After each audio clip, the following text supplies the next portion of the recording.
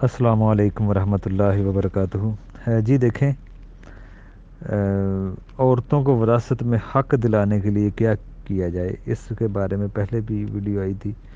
اب ہم اس میں اور کچھ چیزیں دیکھیں گے۔ دیکھیں، بعض اس کے لیے ہے انسان لوگوں سے انفرادی طور پر ملاقات کرنی چاہیے، ٹھیک ہے نا۔ لوگوں کو وراثت کا تقسیم کرنے میں ان کو علم دیا جائے۔ جب ان کے پاس علم ہوگا تو پھر ہی یہ صحیح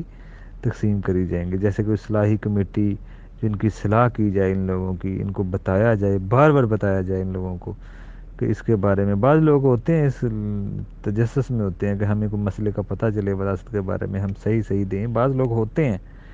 ٹھیک ہے نا، لیکن کچھ لوگ بس اپنے حساب سے ہی تقسیم شروع کر دیتے ہیں۔ حالانکہ جب بھی مسئلہ بنے اس طرح کا وراثتی، تو جو ماہر ہے وراثت کا وہ بندہ آئے اور آ کے تو ان کے حصے بنائے جائیں، اور وہ سب پھر کوئی وارث تقسیم میں وراثت کے حصے بنانے سے پہلے اپنا حق نہیں جتا سکتا۔ باہر سے ایک بندہ آئے گا جو وراثت کا ماہر ہے، وہ سبھی کے حصے ایک ہی ویلیو کی طرح بنائے گا، جیسے کسی کے حصے بنتے ہیں۔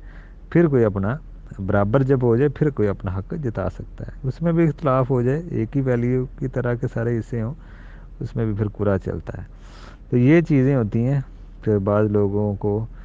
عملی اقدامات کی بھی ضرورت ہے۔ بعض لوگ دعوت سے کچھ کام نہیں نا اگر ہو رہے، دعوت آپ دے رہے ہیں، لوگوں کو بتا رہے ہیں، کوئی عمل نظر نہیں آ رہا، تو عملی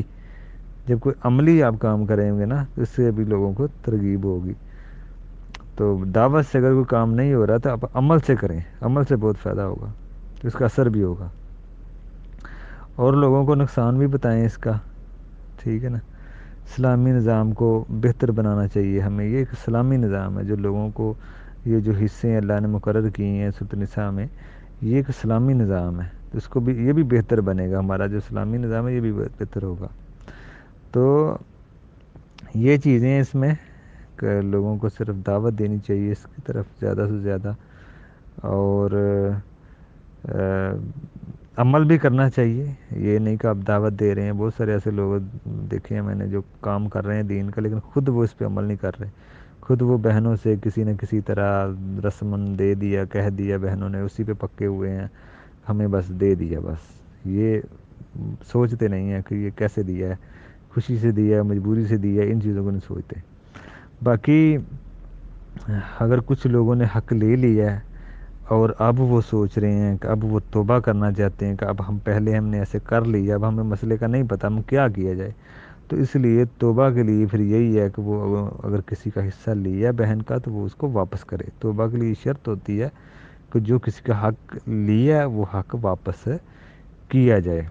مثال کے طور پہ اگر باپ نے، آپ کے والد نے اپنی بہنوں کو نہیں دیا تو آپ دیں۔ باپ کی وراثت تقسیم ہونے سے پہلے باپ کا جو ملکیت ہے، وراثت ہے، اس میں سے بہنوں کا حصہ نکال لیں۔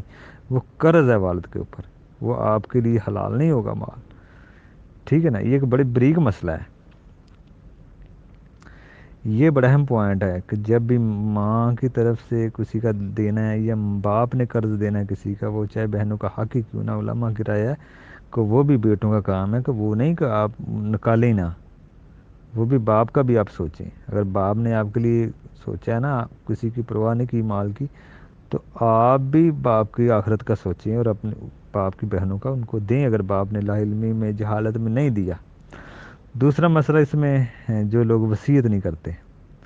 دیکھیں یہ بھی ایک وہ بھی بندہ گناہ گار ہے جو بلکہ خاموشی سے ہی چلا جاتا ہے۔ دیکھیں اس مسئلے کو سمجھیں کہ جب انسان فوت ہوتا ہے تو وہ خاموشی سے جا رہا ہے، کوئی وصیت نہیں بناتا ہے، حالانکہ وہ دیکھ رہا ہے کہ ہمارے خاندان میں، ہمارے رشتہ داروں میں لوگ وراثت کے اوپر عمل نہیں کر رہے، صحیح سے نہیں دے رہے، صحیح تقسیم نہیں کر رہے، تو وہ بھی خاموشی سے جا رہا ہے۔ بلکہ بعض تو خود بھی چاہتے ہیں کہ یہ صرف بیٹیوں کو نہ ملے، بیٹوں کو مل جائے، تو وہ بھی گناہ گار ہے۔ وہ نوحے والی حدیث سے علماء قیاس کرتے ہیں، جیسے کہ کسی کے اوپر نوحہ ہوتا ہے تو اس کو عذاب ہوگا، کیونکہ اس نے لوگوں کو منع نہیں کیا کہ جب میں فوت ہوں تو اوپر نوحہ نہیں کرنا، رونا نہیں۔ لیکن اگر اس نے کہہ دیا تو پھر بھی کوئی اگر اوپر نوحہ کرے گا، چلائے گا، تو اس کا اوپر پھر عذاب نہیں آئے گا، وہ تکلیف میں نہیں رہے گا۔ تو اس سے پھر یہ صحیح حدیث ہے، اس سے علماء پھر قیاس کرتے ہیں کہ جب وراثت کا مسئلہ اتنا اہم ہے تو اگر وہ وصیت کر کے نہیں جاتا کہ میرے مرنے کے بعد میرے بیٹوں کو بھی ملے اور میری بیٹیوں کو بھی ملے، اور جس جس کا وراثت میں حصہ ہوتا ہے ان کو قرآن و سنت کے مطابق فوراً ہی اس کو تقسیم کرنا ہے۔ یہ ہر کسی کے لیے ضروری جب وہ کو تحریری وصیت لکھ دے، اگر بعد میں وہ کو نہیں بھی کرتا تو وہ گناہگار نہیں ہے۔ جیسے ہر کسی کا سوال ہوتا ہے کہ ابا کی طرف سے قربانی کر سکتے ہیں، اماں کی طرف سے قربانی کر سکتے ہیں، دیکھیں قربانی کا تو ایک اور معاملہ، اب اس سے بھی جو اہم معاملہ ہے کہ اگر باپ کے اوپر قرض ہے، بہنوں کا حصہ نہیں دیا، آپ اس کا سوچیں، زکوٰۃ کے بارے میں سوچیں، ٹھیک ہے نا، اگر اس نے زکوٰۃ کو اس کے اوپر واجب تھی اس نے نہیں دی، چلیں زکوٰۃ میں تو علماء کے مختلف قول ہیں،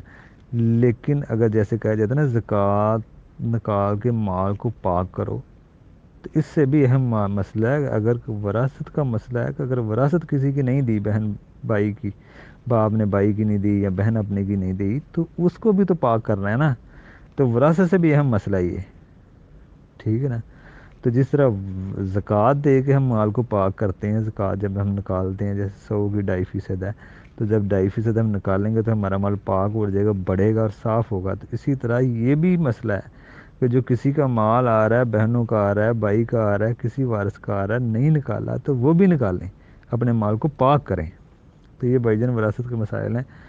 اور اللہ تعالیٰ کی یہ حدیں ہیں، قانون ہے، اس کے خلاف اگر کوئی جائے گا تو اس کے لیے بڑی ہی سخت وعیدیں ہیں، ہمیشہ کی وعیدیں ہیں جہنم کی، ہمیشہ کی وعیدیں، خالدین فی نار جہنم، اور اللہ تعالیٰ نے کہا رسوا اور ذلیل کرنے والا عذاب ملے گا۔